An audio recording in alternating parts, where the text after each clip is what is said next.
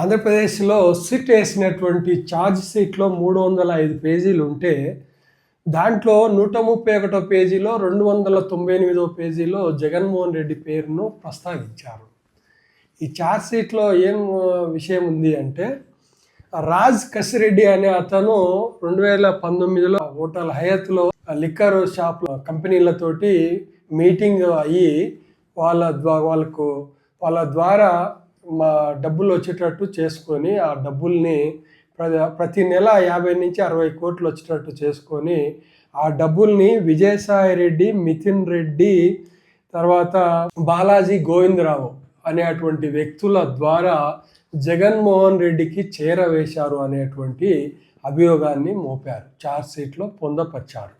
అంటే వీళ్ళ ముగ్గురి ద్వారా రాజ్ కసిరెడ్డి అనే అతను బిస్లరీస్ తోటి సంబంధాలు ఏర్పరచుకొని వాళ్ళ ద్వారా వచ్చినటువంటి కమిషన్ రూపంగా వచ్చినటువంటి డబ్బును విజయసాయి రెడ్డి, మిథున్ రెడ్డి, బాలాజీ గోవిందప్ప అనే వ్యక్తుల ద్వారా జగన్మోహన్ రెడ్డి గారికి చేరినట్లు దాంట్లో అభియోగం మోపబడింది.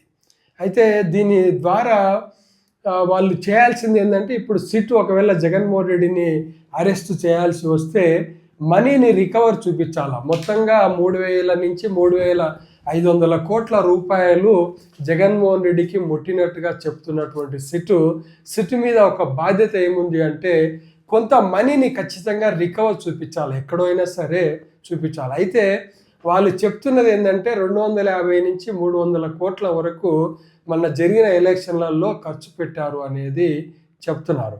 అదైనా సరే, దానికైనా సరే మనీ ట్రాన్సాక్షన్స్ ఏ విధంగా జరిగింది అనేది కొంత చూపించాల్సి వస్తుంది. అది చూపించకుండా జగన్మోహన్ రెడ్డిని అరెస్ట్ చేయడం అనేది జరగదు.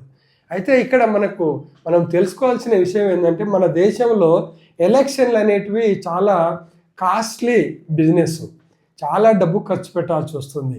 చంద్రబాబు నాయుడు అయినా, జగన్మోహన్ రెడ్డి అయినా, ఏ పార్టీ అయినా సరే పార్టీలోని వాళ్ళ ఎమ్మెల్యేలను గెలిపించుకోవాలన్నా, ఎంపీలను గెలిపించుకోవాలన్నా వాళ్ళు పెట్టే ఖర్చు తక్కువ, పార్టీలు పెట్టే ఖర్చు ఎక్కువ.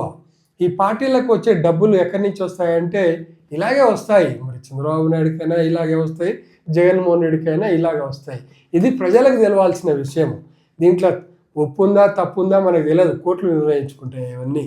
కానీ ప్రజాధనం మాత్రం కొంత వీళ్ళకు రాజకీయాల అవసరాల కోసము, ఎలక్షన్ల అవసరాల కోసము ఉపయోగిస్తున్నారు అనేది వాస్తవం.